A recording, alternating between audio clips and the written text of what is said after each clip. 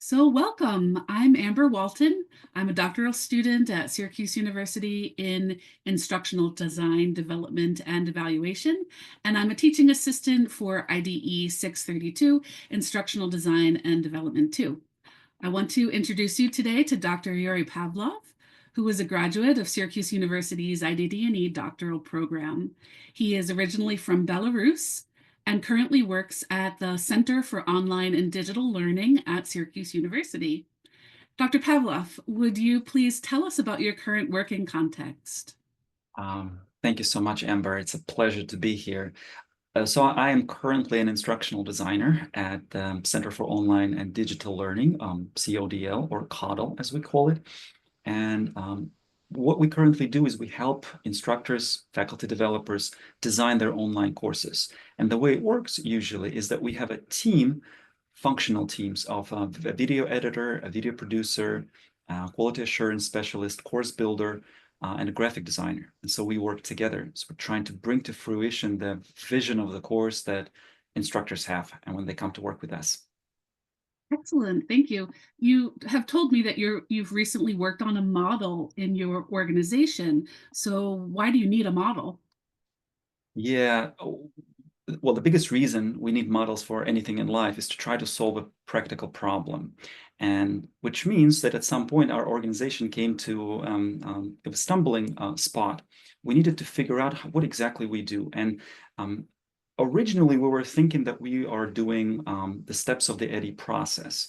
And it looks something like this. I'm gonna show it right now. So it looked like an ADDIE process. People are very familiar with it. Analyze, design, develop, implement, and evaluate. And we started with some understanding of course standards, the assignment to teams, syllabus, learning objectives, and you end up with evaluative processes. While it looks familiar to every instructional designer who has undergone training, the problem was that we don't really do ADDIE. We have a very limited capacity to do analysis. We do not do implementation. Instructors do it. And we only now begin to do evaluative work, and it's still in the process of being created. So we looked at that and we thought, we don't really do this. So how about we go step by step, task by task, as to what we do as instructional designers and really formulate a model of our working process. And that's what we were doing. Part of the things I wanted to mention is how we realize that it's not what we're doing. Is because when we tried to present the ADDIE process to faculty developers and to ourselves, we saw that discrepancy. In the middle of the work, everybody was confused. It's like, is this development or is it design, or is it design, is it development? Where are we at any given moment? And we spend our resources and time and communication channels around the concepts that really weren't working for us. So we had to do something else. Excellent. So you changed your model to something different. So how did you go about creating this new model? Excellent question. So we decided to have a working group with all instructional designers that we had at the time.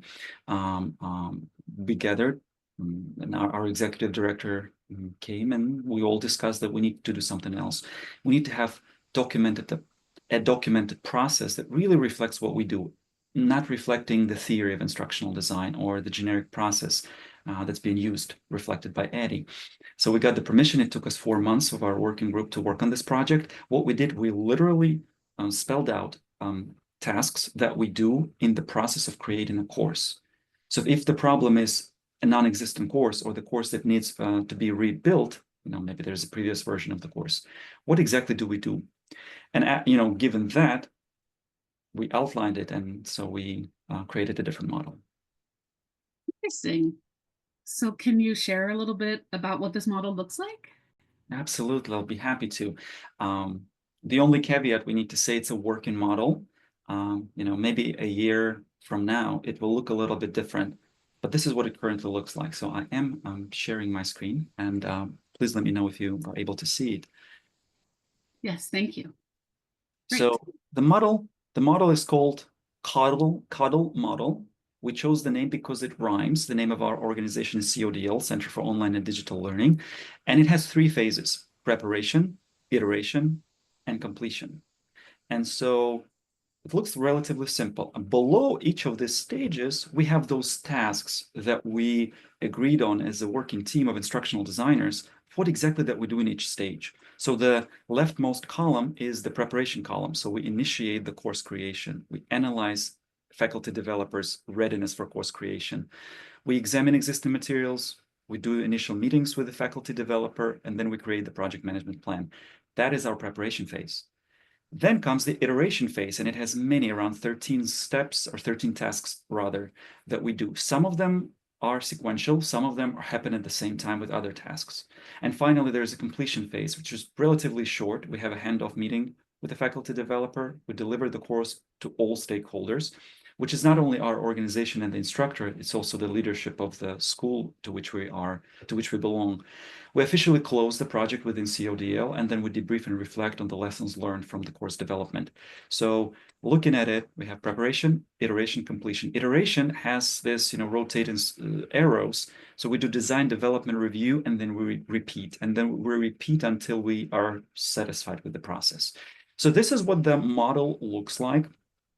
Of course, because it's on a paper, it looks like a static model. Static meaning not moving. But in reality, many things within the iteration phase, keep moving. So this is a really interesting model and something that I was curious about in looking at it. You mentioned the arrows and that the iteration phase is cyclical. So could you tell me a little bit about the shapes that you chose for the preparation and the completion phase, and if those shapes have significance? Yeah, thank you. That's a great question. Right. So we have two triangles. The first and the third components of the model are kind of triangular shape.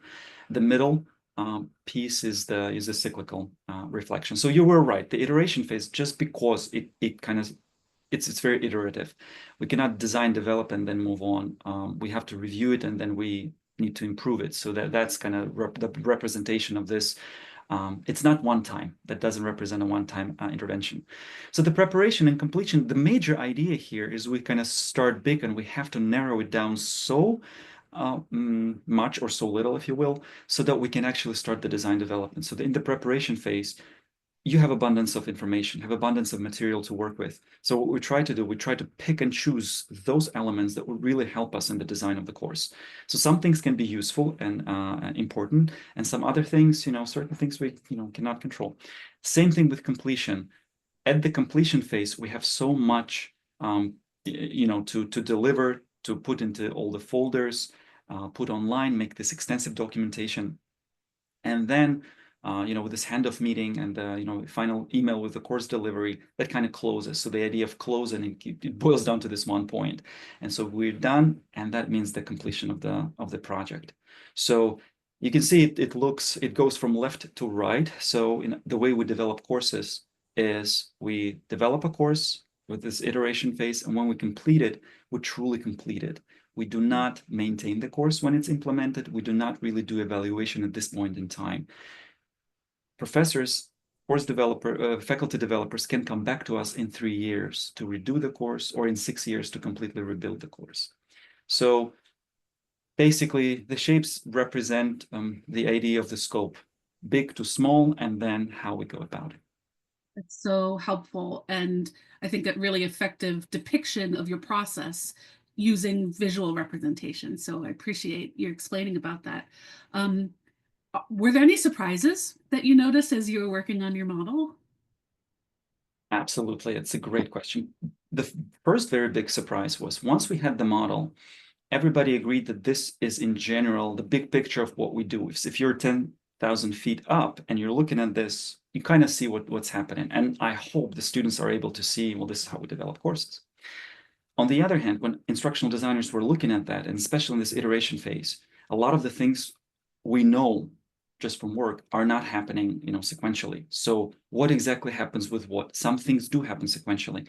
So we realized that one model is not enough. So this is a model that describes what we do for the whole organization. But for instructional designers, and especially if we have new instructional designers being onboarded, this will not be helpful for them. So there was another graphic that we created, which I'm happy to share in a moment, which was just a process diagram. It's a diagram of what follows what, and that's another thing we had to agree. The second surprise that I have to say, that we figured out that what we ended up with already looks like a model that's in existence in the instructional design field, and that is a successive approximation model, SAM model. And we'll take, so maybe actually let me start with this SAM model to show you what it looked like.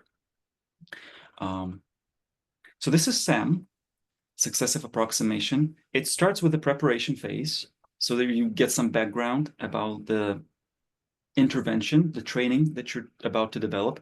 Then there's this iterative design. You design prototype review, until you're satisfied, and then you are in the development phase when you develop, implement, evaluate. So in this specific model, and then you roll out. So you see this is a very short golden color strip of activity. So somebody else kind of does things that happen after the rollout.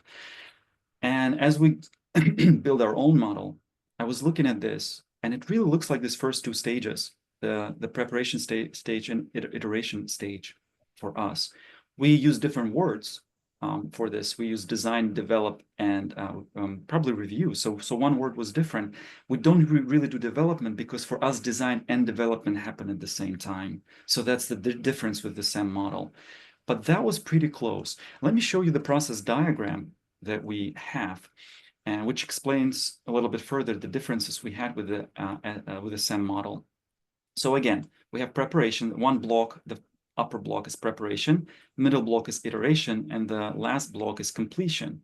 And they kind of follow each other, represented by the big black arrows going down. So in the preparation phase, we grouped activities or tasks that happen at the same time. So for example, in the preparation phase, it's initiate the course, analyze faculty developers' readiness for course building, and examine existing materials. They happen in the first week or 2 weeks of when we are assigned the course. After this process, we conducted initial meetings with the faculty developer, and after that meeting, we create a project management plan, meaning that we cannot create a project management plan before we meet with the faculty developer, and we cannot meet with the faculty developer before we do this preparatory activities. So after that, we go to the next phase. And so the iteration phase, that's what's the most different from the SAM model, because you can see here, some of the things are sequential, arrow, arrow, arrow, arrow, to the in the right hand corner. And some of the things represented by this circular arrow, things that can happen at the same time. Really, there's no kind of preference. Why is it so? So the sequential is the waterfall model, waterfall process, excuse me, and then the cyclical one is the agile process. So in our model, or the process diagram, we combine the agile and waterfall elements. Reason being, let's start with the waterfall. When we create collect pre-production materials, before we even do this, or before we do any content preparation, we actually align objectives, assessments, and strategies. The task number one in instructional design. After you have some information about the course, you have to create objectives. You have to plan for assessments, and you have to think about instruction strategies, instructional media that will be used, and so that the design drives what we do next. But what we do next depends on other people. So the sequential model, it means that so many people are involved in the functional teams, video producers, video editors, graphic designers, quality assurance specialists, and content creators, content builders. So we create what we call PPD materials. In our instructional design language, it's basically storyboards. So we create storyboards. Then the quality assurance team, QA, reviews those materials to make sure that it aligns with guidelines, the templates that we have. Then we facilitate production with the video team. We facilitate post-production with the video editing and graphic designers team and the course builders. And then we, the next stage here is conduct full quality assurance, implement edits, approve with faculty developer, then we add captions to videos. But on the left-hand side, we have activities that do not have to follow order. There's no rhyme or reason in our organization to do them sequentially. We prepare content, develop assessments, ensure learners' feedback, outline live session plans, refine syllabus, create user interface experiences, build a course in the learning management system, revise or QA materials when feasible, ensure accessibility of the materials. We as instructional designers are responsible for this block. So in this iteration phase, certain things are super iterative, like this block with, in which IDs are on their own, if you will, of course, with the help from faculty, developer, or instructor. But on the other hand, there are certain things, for example, facilitate production after we have recorded a video, and there's so much time and resources went into preparation, like setup of the studios and things like that. We cannot go back and redo this because we moved on to other courses. Overarching among all three models here is our tracking system, and it's kind of separate from the main model, just because it happens almost on a weekly basis. We meet with faculty developers bi-weekly or weekly or tri-weekly, depending on the commitment. We meet with our what we call color teams, but color teams imply that instructional designer has a team of a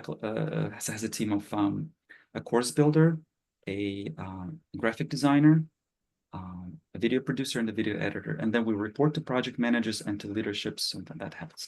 Finally, in the completion phase, again, conducting a meeting with the instructor or faculty developer and delivering course to our stakeholders. It doesn't have to be sequential, so they happen kind of at the same time. But then after that, we officially close the project within our organization.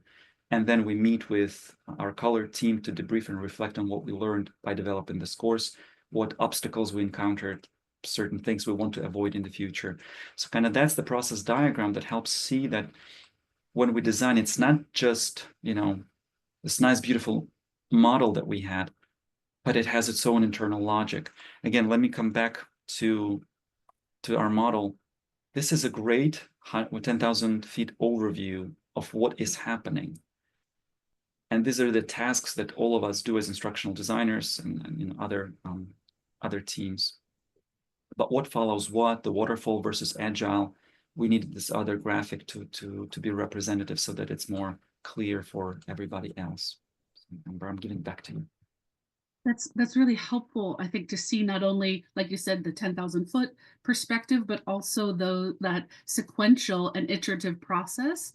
And I notice also that you have teams, different experts, different practitioners who are involved in the process. And so I also noticed you mentioned your stakeholders in the handoff stages. So would you be willing to tell us kind of who are the stakeholders and then who is the audience for the model? Is that something that you could explain to us? Absolutely. So let me start with the second question, which was the audience for the model. The primary audience for the model are other instructional designers within CODL. Part of it is all of us were developing courses before that relying on the ADDIE process. And so what we were doing was not quite consistent. Yes, we shared with each other helping tools or handouts, if you will, how we go about managing the project, what templates we use, for example, or how do we document our course development process. We shared that, so we had to standardize that. So that model helped us with that. And so for other IDs to just have a shared understanding of what is it that we do and in what sequence was almost cathartic, if you will. We kind of figured out, okay, this is really what we do. We had disagreements, but then this is the process we do. Another audience for this model is everybody else within the CODL team. We have a 35-page document that supports this module. So what I showed you is the kind of the result of the 4-month project, but it was documented with the explanations of what how we came about with this and how it could be used. So that's one thing. Another thing is for the leadership, that's the Center for Online and Digital Learning is part of the College of Professional Studies at Syracuse University. So we are within another organization, and the leadership there, who is overseeing our work, they did not know what is it that we were doing. No, I mean, they knew what we were doing as an output, but internal process, they did not know. And we didn't have it streamlined. And so this was the first attempt to really document it in as many details as we could, to show it to them. And also, of course, our internal executive leadership that we had, because they also commissioned it, this project.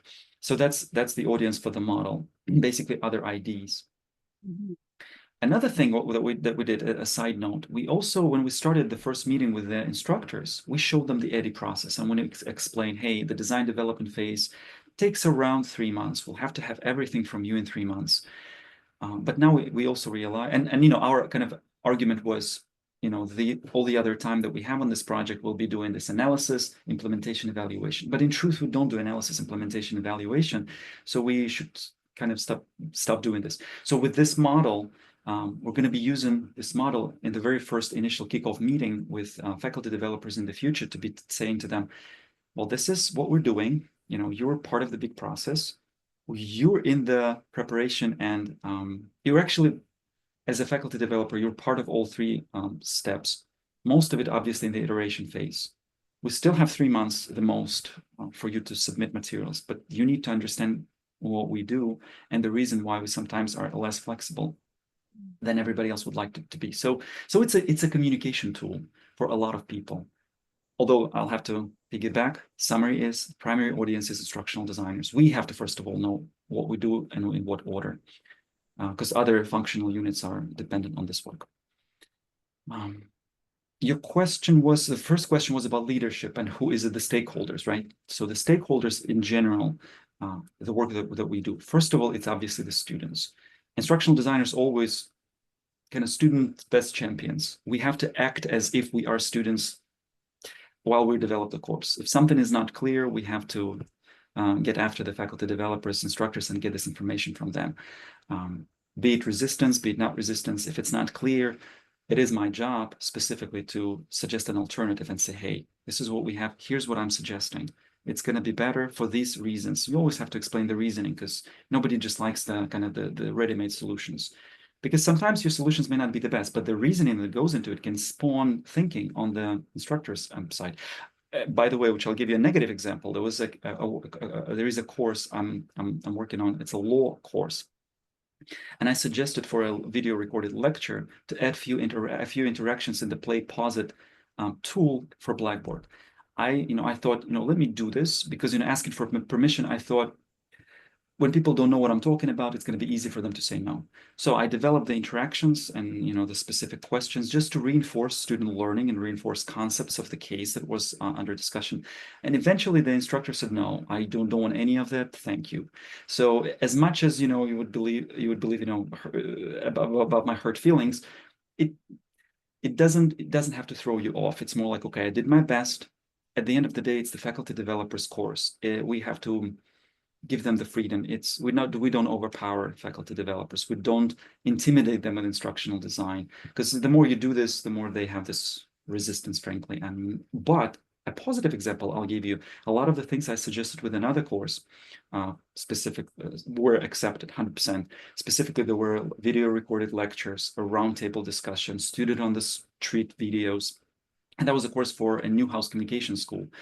And I thought to myself, as a student, we cannot just throw people with information. So what I did, I created a think before you watch exercises as an advanced organizer for people to focus their attention. And then after the video, there was a series of questions. For lectures, it was kind of multiple choice, true, false, just to make sure that they watched it. But for roundtable, student on the street, for interviews that were there, kind of like 4 or 5 questions to focus on big ideas. I call it essential questions after the interview.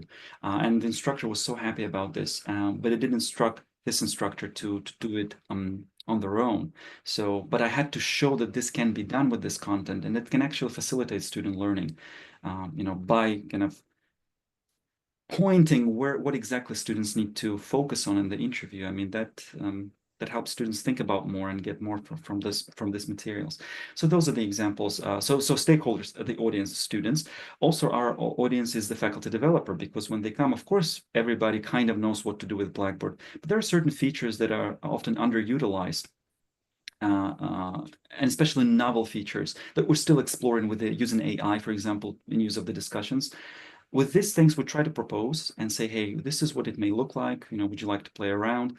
Some people say yes, some people say no. Again, play positive interactions. It's kind of old news for all instructional designers, but for a lot of faculty, they've never used it. This is new, so they are willing to test it out.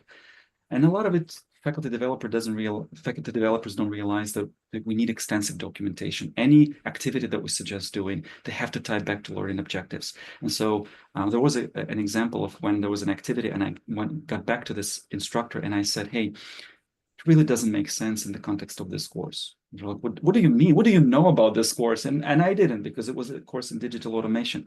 But, you know, part of it is, you know, just trying to ask questions. Okay, but can you talk me through this? If we have these 5 objectives and we want those skills to be developed, why having this discussion is super useful for the students. Maybe they can just write a reflection paper and they would get so much more out of this with your individualized feedback. So a lot of this, you know, the strategies that we can propose, it's not just let's, you know, pull a pie from the sky. It's more like, well, we have certain objectives. Let's not veer away from them. And finally, our audience is our leadership from the College of Professional Studies, this arch organization to which we belong, because at the end of the day, they have the right to keep all the materials, redistribute it, make changes to it however they want. So we also kind of respond to them. So students, faculty developer, and the you know, bigger leadership. Excellent. And thank you also for illustrating several examples of real, you know, experiences that you've had with your content experts, with your faculty developers. And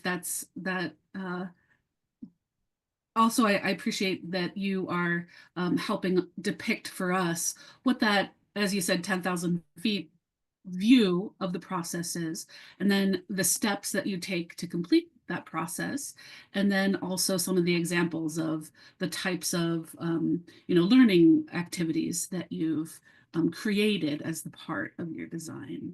Absolutely, Amber. One thing I wanted to add to this is thinking about models, because my understanding is the specific course is about developing your own model. There are 2 things I want to emphasize. First of all, the model does not have to be the most aesthetically beautiful thing that you'll ever create in your life. That's not the purpose of the model. The purpose of the model is to solve a particular problem. Our particular problem is that we didn't have a communication tool, and we didn't really have laid out the processes that we do. Plus, we were using a model that we thought we were using, but we weren't. A few more words about that in a second. Second of all, the model doesn't have to be the most original model. Like the shock that we had, the surprise when you asked, was that there's already a model that people created. It was the SAM model, successive approximation. We kind of rediscovered it. It's still different, again, because the successive approximation is a completely agile environment. Things are on the move all the time.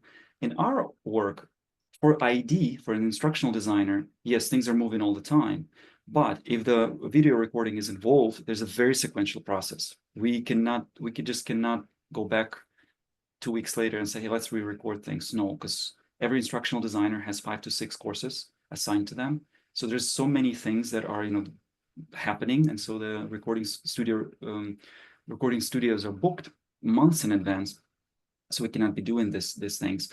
And so going back briefly to this idea of originality in processes and models, sometimes having a wrong model is divesting the resources from what everybody needs to focus on. And I want to emphasize this idea of systems thinking that's also part of this course by alluding to a wonderful book that I don't suggest that everybody reads today, but it's the book called Systemantics. It was written in the 1970s. It has a lot of snippets. It has a lot of rules of how systems work.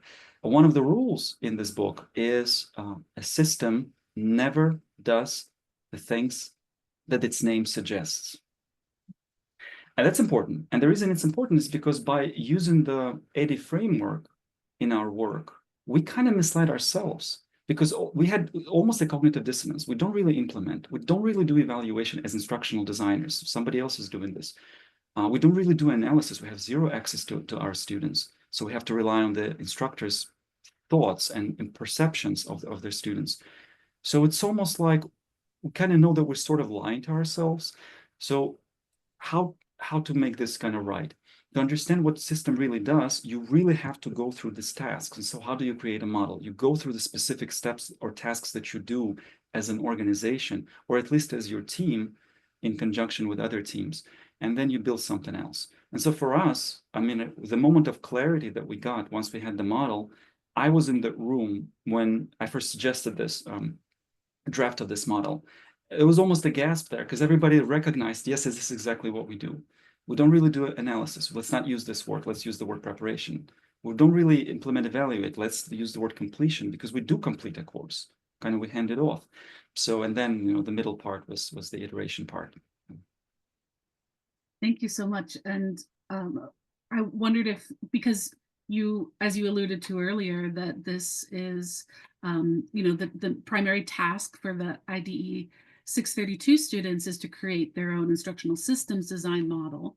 And so I wonder if you could help to highlight for us any other things that you think our students might find useful about your experience. I think the biggest lesson for me in this 4-month project was, you would imagine we all, you know, gathered and, you know, exchanging ideas, and the model was born out of pure love and discussion. No, that doesn't work like that. Somebody always have to bring this first draft. Somebody always have to do a little bit more than others, just because people will go in many directions. And once you have something on paper, it's easier for people to work with it. And at first, it may seem like everybody's disagreeing with you, or, you know, having other things to say. Oh, I don't do things like that. Excuse me. So people you may perceive it, if you're the one who's creating this first draft, as people are criticizing you, but it's never about you. People really get animated because they want to get it right. And that's one thing I really appreciated, that especially we were tasked to do something that none of us had done before, in that sense. So it wasn't an academic exercise. It was something that we needed. It was something that we knew that we would show to the leadership and to the executive leadership in the organization. So part of it is maintaining this communication. We met every 2 weeks. Even if we didn't have any progress, we would still meet. Sometimes we did things that never brought us anywhere. So for example, one meeting we came and everybody brought the list of 5 to 6 research scholarly articles that we thought might be useful to understand the process of design. It was before we decided that we're not doing ADDIE. We were still in the ADDIE phase. We wanted to support our tasks, what we do with literature. You know, at the end of the day, it got us nowhere. We still have this list. It's in the electronic archive. Maybe we'll use it one day. Maybe we'll never use it. But for now, we never use it. But that was a necessary step in our thinking. We were veering off a lot, but maintaining these meetings was important, even if we didn't think there wasn't much progress. So part of it is like, it's never one person. It has to be in collaboration, because you're not just developing things for yourself. The idea is, you know, the whole organization will be using it. Currently, we have 35 people. So people have to recognize, have to have some sort of understanding that we agree this is what we do. And that happens in collaboration and communication. And we don't have to overthink it. Again, you saw the example. The model is very simple. I mean, it looks simple. It's not simple what we do. And there's always, you know, people management problems on top of the project management problems. Somebody gets sick, and so we have to extend the, you know, the timelines constantly. Or the faculty developer doesn't bring the materials on time. Okay, that also influences the way we do our work. But kind of the model that we have kind of shows us this is our lighthouse. When it gets dark, cloudy, we still know where we're going, and we have to hold our ground.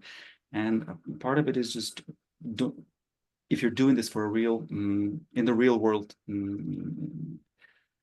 if you're doing this for, let's say, for pay in a corporation, or in an academic institution, it has to be in cooperation with other people. You have to communicate every step that you do. It has to come as a collaborative process, and it makes it stronger too. I can see that. Excellent. Thank you so much. I wonder, do you have any parting words for us to share? Any words of wisdom? Well, the biggest word of wisdom, I think, would be, is believe in yourself.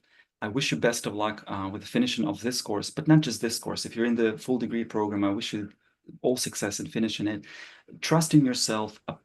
Go get the job of your dream, if it's an instructional design, or in any other field. Instructional design has so many transferable skills that you can apply across disciplines, across fields. And mostly they have to do with the systems thinking. They have to do with this, you know, the reflective practitioner kind of expertise that you gain.